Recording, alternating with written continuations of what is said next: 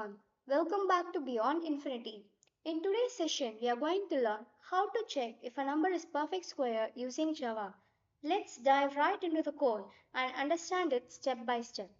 Every Java program starts with a class. We have named our class Perfect Square. Inside this class, we will have a main method. Now let's declare the main method. Public static void main string of arguments. The public class perfect square is the name of our program.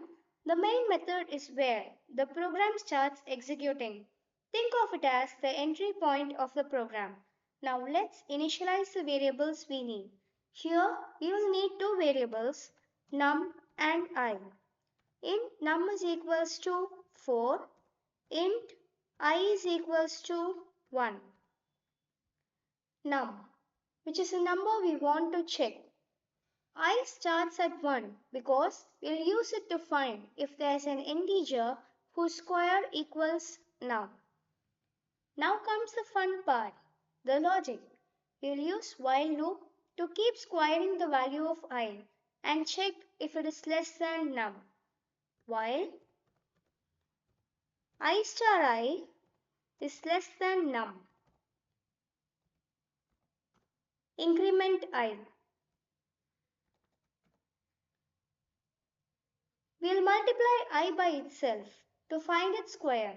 If the square is less than num, we will increment I and check the next number.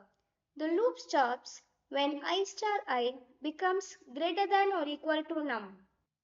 Once the loop ends, we will check I star I is exactly equal to num. If it is, then num is a perfect square. If not, it isn't. If I star I is equal to num. System.out.println perfect square. Else system.out.println not a perfect square.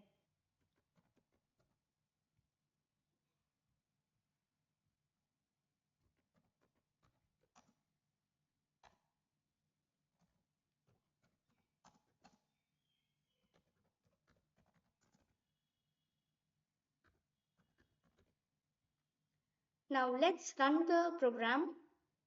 If I star I is equal to num, it will print it's a perfect square. Otherwise, it will print not a perfect square. Now, the given number is a perfect square. Simple, isn't it? That's it for this program. You can try it with other numbers and see how it works. I hope this explanation helped you understand the logic clearly. If you found this useful, don't forget to like, share and subscribe to Beyond Infinity. See you in the next session.